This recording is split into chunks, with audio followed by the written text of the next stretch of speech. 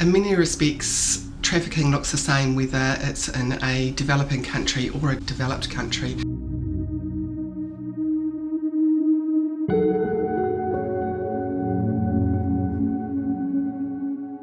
Common factors that increase vulnerability are consistent globally, so things such as poverty, economic hardship, gender inequality, age, breakdown of the family unit, homelessness, racial inequality. All of these things contribute to the facilitation of trafficking.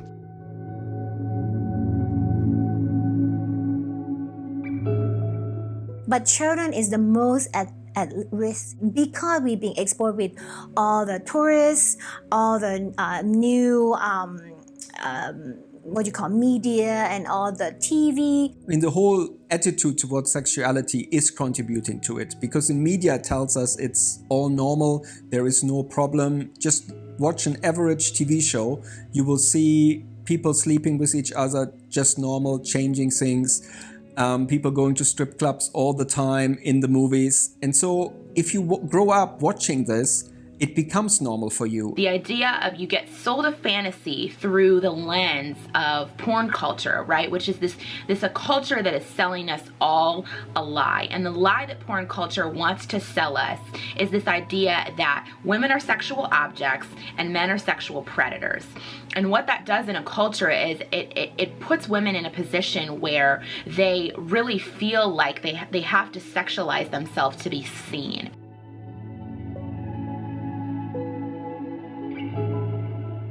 There's also a normalisation of trafficking that is more evident in developing countries, particularly in Southeast Asia. There are now generations of families who have been or are currently engaged in the sex industry, and while this may appear normal for many families, we would say that it may be common, but it should never be normal.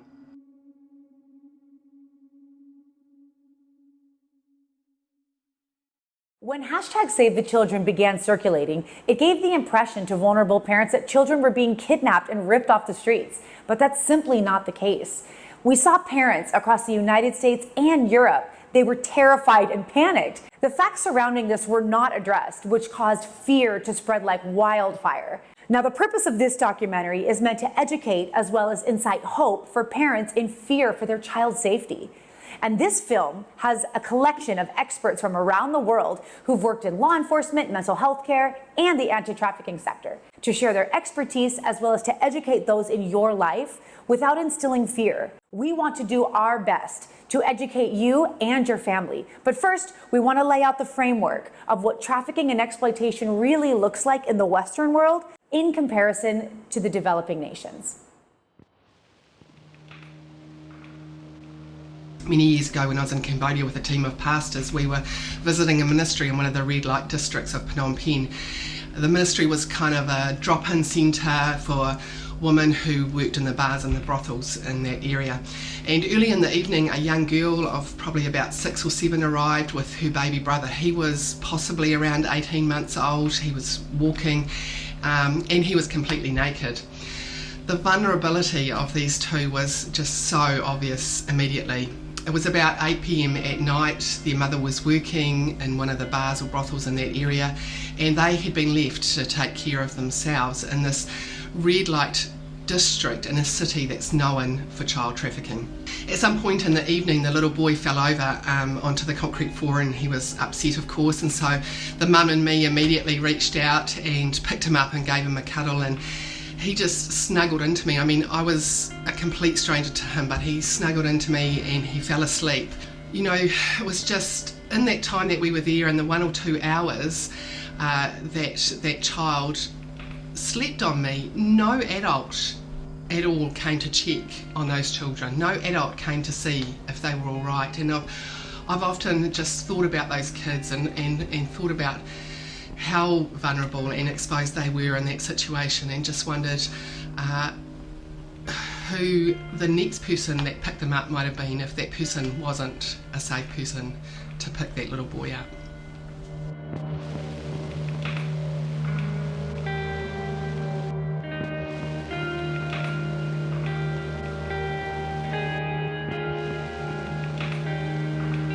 Trafficking is about preying on the vulnerabilities of the human heart and the physical circumstances. So we look at places like the World Health Organization, which they state statistically around 50% of children around the world are sexually abused. And the reality is that sexual abuse and the sexual abuse of children is very underreported. And so I would argue that that number is actually much higher. Because most of the problem starts in the family, often very poor family. And in Thailand, it is expected from children that they will provide for their parents.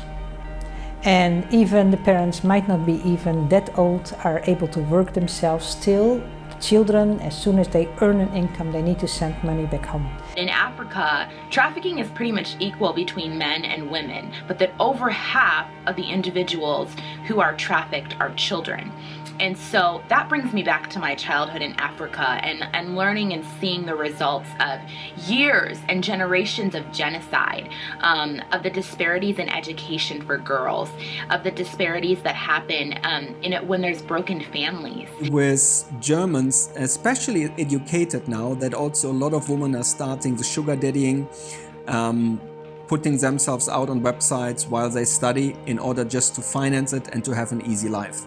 But as about 95% of the prostitutes come from Eastern Europe, most of them are getting tricked to come into it. Through coercion, lies and such, they are told what's going on around the world. You know, most people who are trafficked here initially think there's nothing going on here in my country. I really need to help my family. This sounds like a great opportunity. Who would want to leave everything behind? Or even if you have children, most wouldn't think, oh, I want to go to another country while I have children that are going to stay here. So that should at least let people know the desperation that even internationals have to even say yes to an opportunity for work. It's, I'm going to be far away from my family, but just so that I can provide. What I understand from the situation in Amsterdam is also the same like vulnerable women with a low income. A lot of them are not Dutch. They come from Eastern Europe, from Africa, from poorer countries, and they have been promised a lot. So come to Amsterdam, there is a job for you, and you know, you will get easy money. But then as soon as they end up in Amsterdam and are in a very vulnerable position of not knowing anyone, not having any structure around them, then they are an easy target for prostitution. That's how they end up there. The most evident path to trafficking and exploitation that we have seen is the breakdown of family.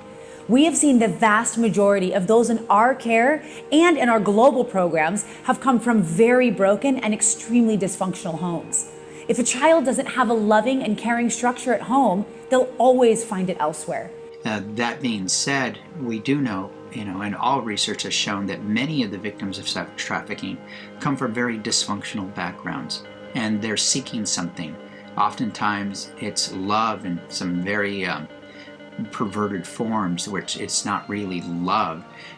More often than not, they're being manipulated emotionally by the people who are trafficking them. Family structure or lack of structure has a significant impact on the vulnerability of children and youth to sexual exploitation. Did you know that the majority of children who have been sexually abused are actually sexually abused by someone that they know? And so we think about that and this safe space that children are supposed to have, that they're supposed to be nurtured in and cared for and have a safe haven in their own home or a family member's home, a grandparent, an aunt or uncle, a caregiver, a babysitter, a neighbor. And it is in those spaces that they are violated. Everywhere you go, the whole city is all about sex. So what is going to affect is children. If you talk to them, most of them get being molested by uncle, brother, or, someone. And so we think about the developmental aspect of that for a child. Of this is supposed to be my safe space and I have been violated. And now I'm being told by someone who is supposed to be a safe person that I'm not to share this. And then it's instilled these illicit core learnings that you are shameful, that it is your fault, that you need to keep this secret. And so stigma and shame is already starting to be manifested. You know, we have one girl that in the house, and the father just watch porn. And when you watching porn and with the girl there, the man just do something to the girl. But the girl not even understand, you know, because it being rolled to the trick of, because that's the father, it's just so much. When you think about how widespread pornography is, children normally at the age of 10 or 11 starting to watch it because they get exposed to it on their phones, in school, everywhere. And if you grow up with that, you don't see anything special with it, then you think you can make money. And they feel desperate, you know, why I gonna be here and being abused and being raped for nothing? Why I'm not go to the city that people keep saying, oh, you know, Pattaya is a gold digger, is a gold town. Let's come. I work with Free Reign International, and we primarily work with adults. In our research, we have found that those are the ones who were never rescued. And those that are trafficked as children, they often stay into adulthood, and that's even if they survive. We've also seen many people enter into the sex trade as a result of their socioeconomic status. 100% of those that we've helped out of sex trafficking in Southeast Asia and in Africa come from extremely impoverished communities. And unfortunately, traffickers and pimps use this financial hardship as a means to take advantage of the most vulnerable. There is a direct correlation between finances and exploitation all over the world, and there are many facets to this. Poverty and economic hardship naturally increase the vulnerability of victims. In many cases, poverty causes people to make choices that they otherwise would not make in order for them to look after their families or pay debt or to just survive. So while it may seem like a choice, their options are very limited. They might hear from other family members, or go to Pattaya because, you know, you never can provide for your family will never get out of debt, or your children will not get the right education. So come to Pattaya, you'll find a job. There are a lot of foreigners over there. You easily find a relationship. And you know, they pay a lot of money. Maybe they can build a house, they can buy a car for the family, they can pay off the family debt. The average monthly income for a Khmer person was $70 a month. But the average wage of a policeman was $40 a month. So the shortfall in this situation was often made up with bribes and payoffs by the perpetrators, which further exacerbates the problem and means perpetrators often go unpunished. So many of the girls that are here in Thema Center are actually girls that, I would say 90% of the girls have been sexually abused as a child already. So their whole feeling of dignity and all that stuff is gone already. So the girls think like it's because they have a very low education, so there's no way they can make a huge amount of money a month, maybe just enough to survive. So they feel like, okay, this is the way to, you know, get money in an easy way and help my family. And a lot of the girls don't really know that they actually have to prostitute themselves. They are slowly forced into prostituting themselves. And they sacrifice themselves, and many of them say, it doesn't matter how my life looks, as long as my parents are happy. It doesn't matter how my life looks as long as my children are happy. So they actually sacrifice themselves. So now that we have a better understanding of what trafficking looks like globally, we want to shift and see what it looks like in the US and other Western nations.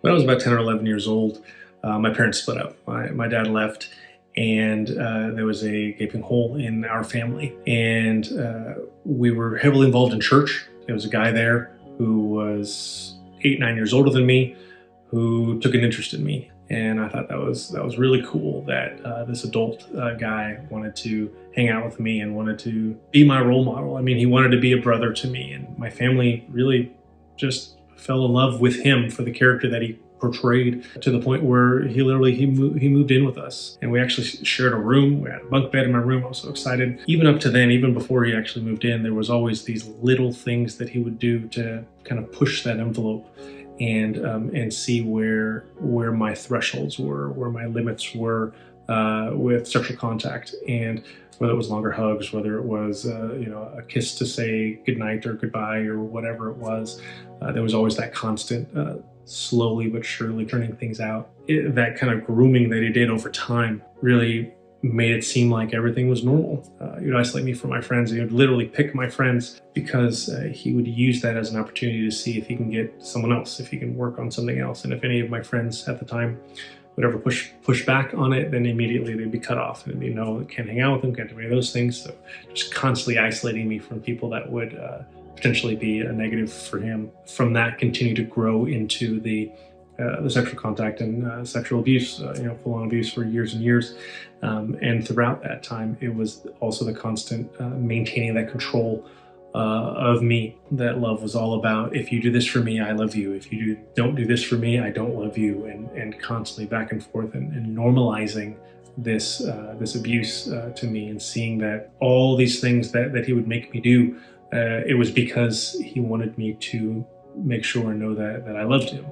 And that's how he would do it. And that's how he would control me. That's how he would abuse me. That's how he would isolate me. And all those things would just constantly be bombarding on me over the entire time, over the years.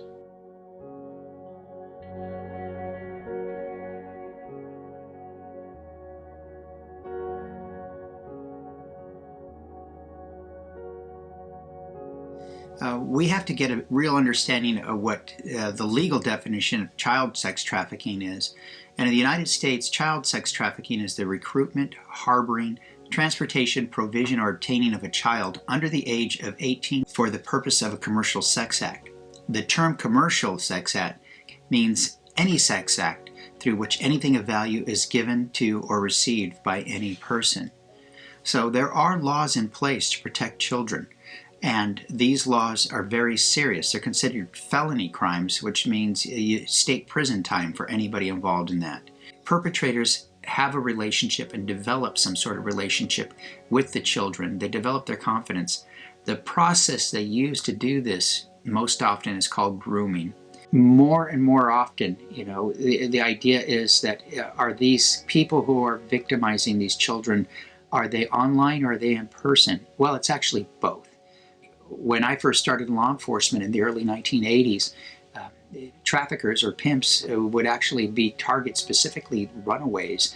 And it was not unusual to see pimps hanging around bus stations waiting for people to come in and from out of town and profiling young women as they got off the bus and trying to identify those, and typically developing relationships with them and getting them to be involved in this industry.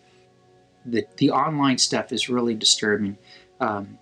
Oftentimes we'll see young girls run away in order to meet with these people that they've met online, and sometimes they go there fully knowing that they're going to be involved in the sex industry because they have a glamorized vision of it, and they're promised things like money, material possessions and such, and they provide this very glamorous picture of it. And oftentimes these people that are being lured with those incentives are coming from backgrounds where there's a lot of poverty and a desire to have things that they see, on television and all this other stuff that's going on. Because we are such relational beings, and it's through relationships that people are healed. And so therefore it's also through relationships that people are hurt. Everything is linked to relationships, even how someone ends up in trafficking, relationships across the board. Unhealthy people and people who are hurting, not the same thing. You can be hurting and be healthy, and you can be hurting and be unhealthy. So I think it's more of unhealthy people are always unhealthy for other people. And so we see this victim mentality of, it's my fault, I'm dirty, I'm wrong, I did something to deserve this, to make this happen. And like you and I know that this is distorted and not true, but this has been this has been manifested for many since they were so young. And then when they do speak out, especially now in a day and age of social media, what are they met with? Well, why didn't you leave? Why didn't you say something? Well, what were you wearing? And so this contradiction that they're constantly met with just continues to perpetuate this internal critic and dialogue of fault and blame and stigma and shame. But here is the difficulty and the challenge that law enforcement faces, and that is that in most cases, especially with teens, they may not see themselves as a victim. Generally, they have been groomed by those who are trafficking them into believing that law enforcement, is bad and not to cooperate with investigators. How does law enforcement intervene? Well, in those cases, what we try to do, number one, is the prevention, trying to get out there and identify the people that are doing this kind of stuff. Not always easy. In fact, it can be extremely difficult, to identify pimps, because in law enforcement, you need something called evidence, overwhelming evidence that what they're involved in and what they're doing, and they're profiting from the trafficking of children. I'd like to say that we're 100% successful, but there are still people that slip through the cracks. But the reality is that day in and day out across the country, there are units all over the place working at identifying those who are trafficking, identifying those who are being victimized by trafficking, and educating and informing the public so they don't end up being trafficked themselves. So what does prevention and saving the children really look like? Well, it looks like educating them. It's the power of positive parenting, and it's creating an environment where children choose their parents' guidance and knowledge over anyone else's. My son, my adopted son, was going to school, and he's 7 years old, and I went through the whole thing. If you walk alone to school, what are the rules? So you never go with a stranger, you never talk to a stranger, you never accept anything to a stranger, you just go straight to school and play with your friends and go to the teacher. And so that morning he was very determined he would go along to school. So I dropped him off on the end of the street, and I thought, let's watch, because it's only one street. And when he just came out of the car, only 10 meters, one of the mothers of school, who he didn't know, stopped with her motorcycle next to him and said, "Do you want to ride?" And before I knew, 10 meters in front of my face, he jumped on the back of that motorcycle and he was gone. I knew she would take him to school, so I didn't immediately follow her. But in the afternoon, I picked him up and I said, "How did he go walking to school?" "Yeah, good. Like nothing happened." I said, "I watched you. Did you get a ride?" Yeah. Some of the moms took me." I said, "Do you remember the rules?" I said, "Did you know this mother?" No. "Did you know this child?" Totally confused. "No, but she offered me a ride." Like I hadn't explained a thing. So for me, it shows how vulnerable children are and how easily they believe adults, and how you need to be really, really careful as an adult in which situation you put your child.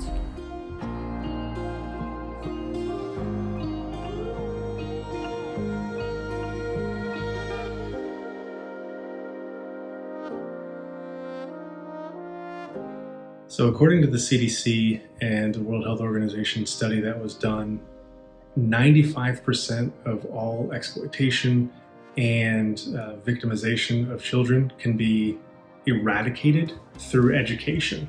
I think one of the most dangerous things about not getting an education is just not fully understanding your potential and who you could be if you would just apply yourself and be able to just not even knowing what your opportunities are. And I think that's the biggest part of an education, not knowing what's out there in the world. And I feel like there are some amazing educators out there that really find that potential in the student to know that they can be something and someone.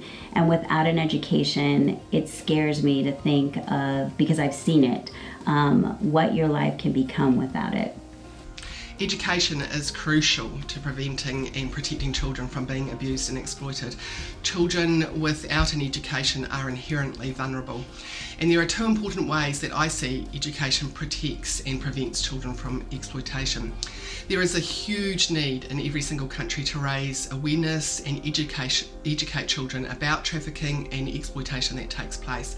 We need to make sure that resources and training are getting into schools, homes, churches, government agencies and local organisations to ensure all children and young people know exactly what trafficking looks like and what exploitation looks like and the methods that these traffickers and perpetrators use. The other aspect that is vitally important, especially in developing countries, is the value of education and schooling for all children, male and female. When the ability to be educated is lost and diminished, life's opportunities are lost and diminished. Educating parents, and we're doing this a lot these days through nonprofits, through churches and such, engaging in the conversation. Another way that we're trying to do it is that a lot of what the Trafficking Task Force are doing is working with young men beginning in high school and understanding what trafficking does to people and how it's a way of victimizing people. We have an amazing opportunity to partner with an organization called Missions of Hope. I really see them do a great job in preventing the cycle of abuse amongst children as well as families. First of all, they provide a safe place for these kids to go every day by going to school and getting an education. They also get to learn what is appropriate and what is not. So many of these kids have been traumatized through their lives, and they're able to just know that it's not okay. And if anything, we pray that those children will not repeat the cycle of abuse, because as they go through their levels of education, they're learning how they should behave and act.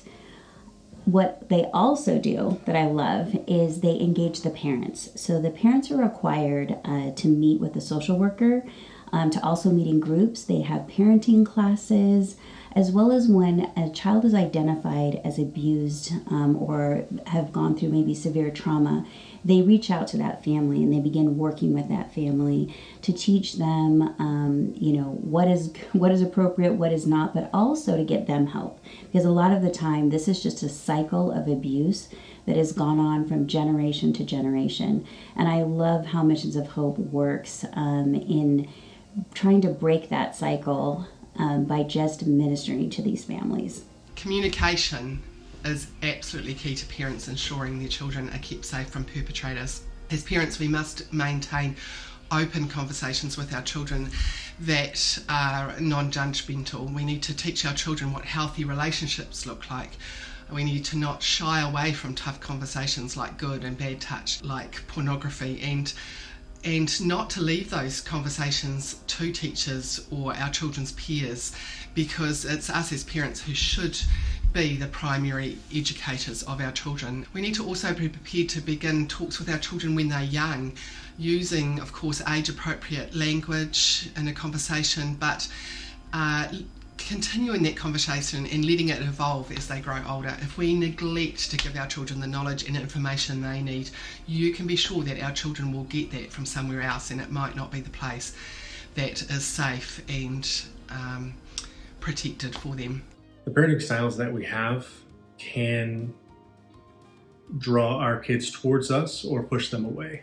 And I think when you look at those dynamics in a family, that is what will set up our kids to potentially be exploited. I think that when we have an opportunity for our kids to come to us with things, or opportunities where they just simply want to talk to us as a kid would normally want to with their parents, we can give them that opportunity and draw them closer to us, which then will create a better dynamic for them to talk to you about things that may come up in their life, good or bad. So prevention is very good. Education them is the best. But if you just separate them and show them the good, like when I teach my children, I never tell them no, but I tell them, say, let's do what I do. You see that? You see life? You see future? You see something good, let go for it, and let them believe in themselves. Let them know their value. But the same thing too, that if you just teach them skill, educate them, and just kind of, sometimes in Thailand we have a word, I don't know, in America they have that, they call เส้นผมบางภูเขา it means just one thread of hair and it's hidden, it's right in front of the mountain and you can't see the mountain but just a hair, just a string. When you look you see only the hair and you say it's impossible. But เส้นผมบางภูเขา it means just a little thing that you remove it and you will see the whole big picture. Help them to remove the piece of straight of hair in front of mountain that the Lord already ordained and appointed for them. Why do we have so many nicknames for genitalia? Because did you know that utilizing nicknames for genitalia can actually cater to the potential of sexual abuse for children globally? So instead of you call it a vagina, you call a penis, you correctly label parts on a body so that there can't be room for any gray area, or for a child to think that using a nickname is normal, so that when a perpetrator utilizes a nickname that they think that that's okay.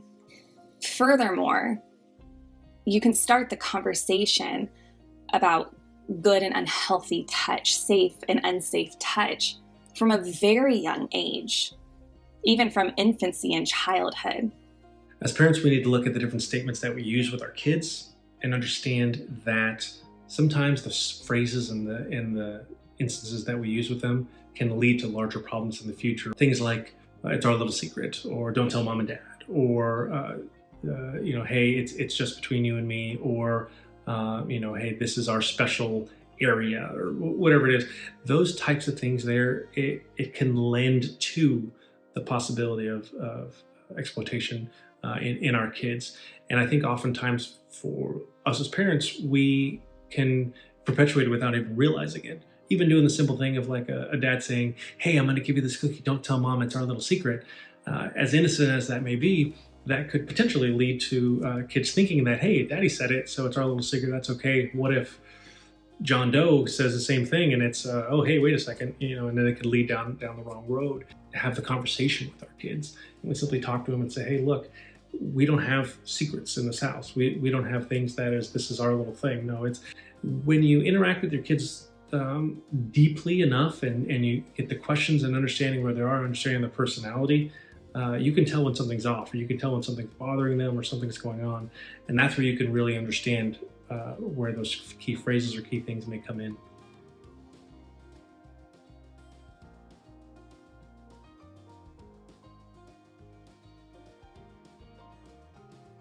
I'd encourage parents to remain engaged and involved in their children's lives, even through the teenage years as they grow and become more independent, and it may become tempting to draw back from having those conversations with them. Remain engaged, remain involved in your children's lives.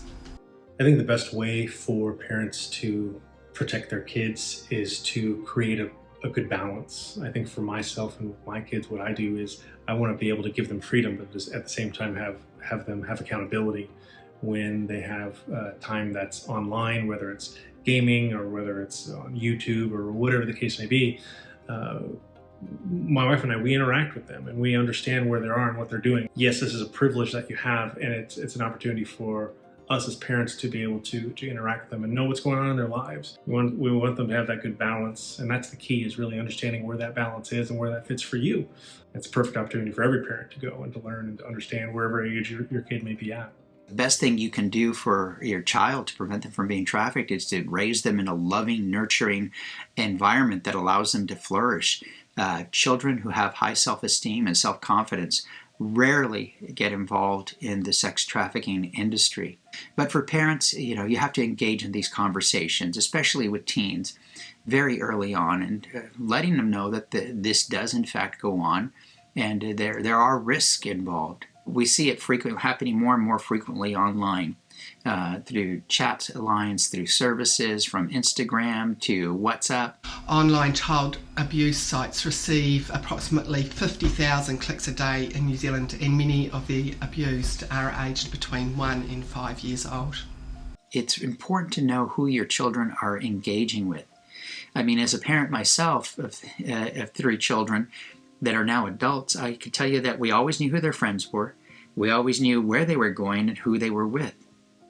A little more difficult to do when you don't have the ability to see everything your children are doing online, and despite our best efforts, they can frequently, engage in contact with people that might be dangerous to them. Online safety must be addressed, and protections need to be put in place on all of our devices. Don't be afraid to check on your child's online activity.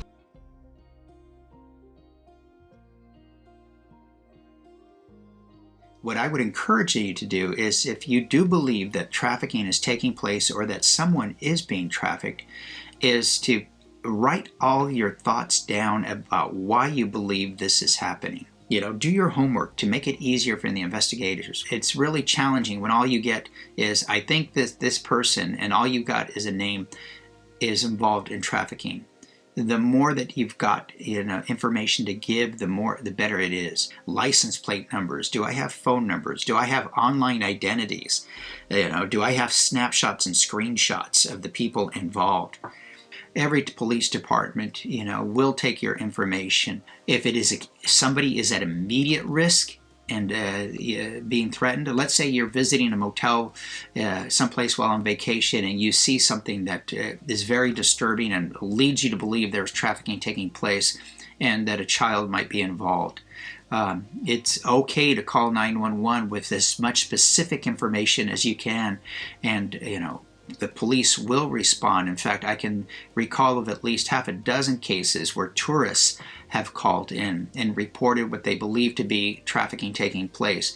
And while the officers were not able to take anybody to jail in many of these cases, they were able to disrupt the activity, and at least for that point in time, keep it from going on. As a faith-based organization, we believe it's necessary for the church to be involved. They need to see to it that people are prevented from exploitation as well as set free from trafficking.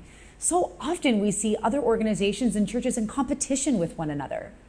And God has called us to be the body because He wanted us to be one. He never meant for believers to divide into my church and your church and His church, but He meant for us to be the church. And that means coming together. I absolutely and wholeheartedly believe the church needs to be active in the fight against child trafficking and exploitation.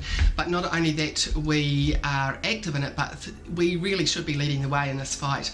God's heart is for justice. The Bible is full of verse upon verse about this issue. And in fact, if you look, you'll find that with the exception of idolatry, God addresses His anger and hatred of injustice more than any other issue. Gary Hogan from International Justice Mission says this, that God's call isn't to feel bad about injustice, but it is to do justice. And Micah 6:8 says, do justice, love mercy, walk humbly with your God. It's not good enough that we stay within the safe walls of our churches and just feel bad about the stories of exploitation we hear, or say, oh, well, here's a bit of money, I hope that helps. But, we really must be prepared to step outside into the battle and get our hands and our feet dirty. Dietrich Bonhoeffer said, we're not simply to bandage the wounds of the victims beneath the wheel of injustice, but we're to drive a spoke into the wheel itself. Well, the church has always been the moral conscience of our society. It also needs to provide the resources to be able to reach out to those people who have been victimized, and help them to flourish. We see great success with churches that are working out and providing comfort, material needs, and such to men and women that have been rescued from sex trafficking. It provides an avenue also for agencies such as law enforcement, since there is such distrust of the police that has been embedded by them, by the people manipulating them, to be able to go out and bring in a third party that can come in and work with us. I think sometimes the church can possibly hinder or hurt the work that goes on around the world or even in their own backyard by ignoring it. I think a lot of times we need to look at what's already happening in that particular area, that we need to go and see what's happening there to be able to help them, to be able to understand the culture and do things. And it's not a matter of us giving them Western culture because we think that's the best one. It's about giving them godly culture and understanding where they're at, because so often we think that what we know is best, but it's not what we know, it's what God knows. And what is God calling us to do? You can become a voice. You can stand up and speak out for those who are stuck in that shame and stigma when they shouldn't be. You can start to turn this evil around, take the power away from that silence.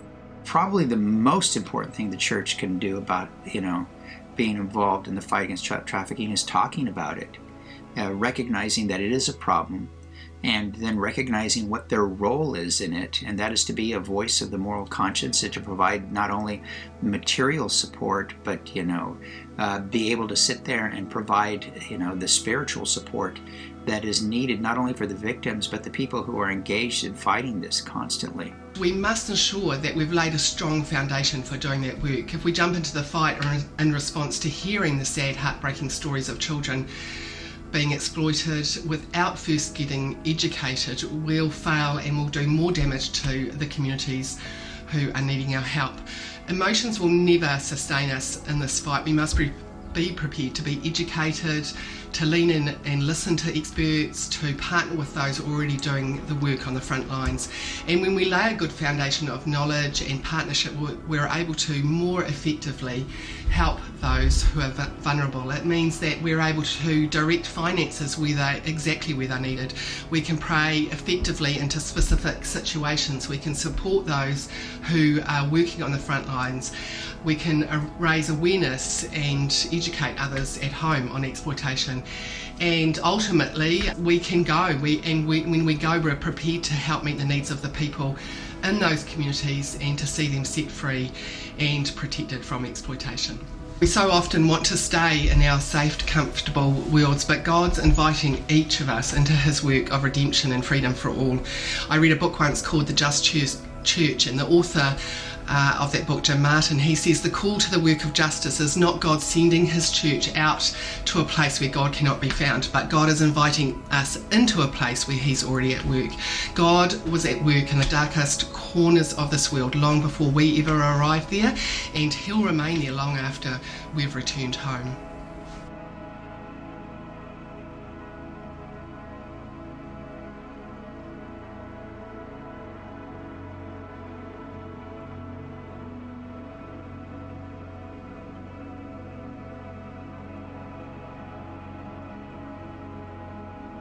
Become educated in all facets of human trafficking through our 6-week online training course at injusticeresponse.org/shop. That's injusticeresponse.org/shop.